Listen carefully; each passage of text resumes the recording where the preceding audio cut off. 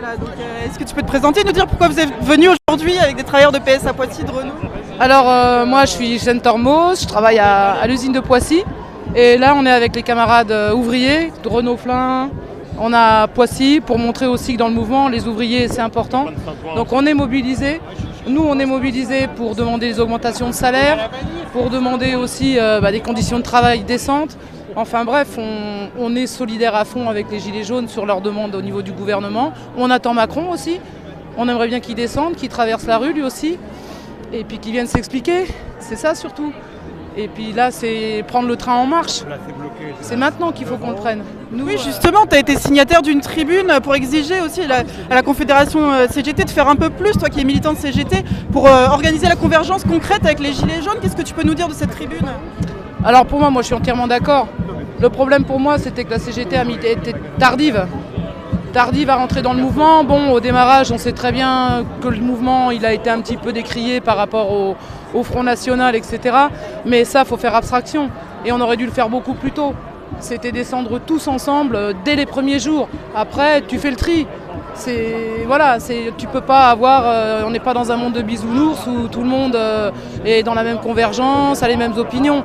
Maintenant, c'est sur un pouvoir d'achat qu'on est en train de se battre, c'est sur des conditions de vie. Et que tu sois de droite, de gauche, du milieu, en haut, en bas, on a tous les mêmes problèmes, la même problématique. Donc pour moi, la CGT, il fallait qu'elle soit présente. Et même encore aujourd'hui, je trouve qu'elle n'est pas encore assez. C'est carrément... c'est dérisoire, pour moi c'est dérisoire. Donc il faut justement que cette tribune elle amène ceux d'en haut à descendre. Parce que la vie au quotidien c'est nous qui la vivons. C'est les militants de base, c'est nous qui en prenons plein la tronche.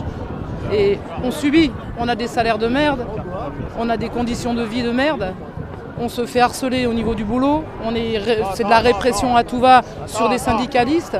Et même là, il y a très peu de présence. Donc moi je lance cet appel avec cette tribune, justement pour que ça descende plus vite dans la rue. Voilà. Et on voit qu'il y a beaucoup de femmes dans la mobilisation. En quoi les femmes sont particulièrement impactées par les mesures de Macron, l'austérité? Pourquoi elles sont mobilisées aujourd'hui massivement? Qu'est-ce que ça envoie comme signal à ton avis? Parce que les femmes, c'est les plus précaires. Hein. C'est nous qui sommes les plus précaires. Hein. Donc là, de plus en plus de familles monoparentales, c'est souvent les femmes qui gardent les enfants. On a des travaux, moi j'avais, fut un temps aussi, ces conditions-là. C'est un travail à mi-temps. C'est des conditions, quand ton gosse est malade, t'as pas le choix. C'est tu perds ton salaire, des journées de salaire pour rester avec tes mômes. Il n'y a personne derrière pour payer le loyer, pour payer l'électricité, le gaz, même faire vivre tes enfants dans des conditions décentes, leur apporter le nécessaire pour une vie saine et bonne. Donc les femmes, non, les femmes, on a aussi tout ce qui est la parité. On sait qu'on n'a pas d'égalité au niveau salarial. On est sous-payé par rapport aux mecs. Donc aujourd'hui, je pense que les femmes, elles ont compris qu'il fallait descendre dans la rue et je crois qu'elles en ont même plus dans le pantalon que les bonhommes.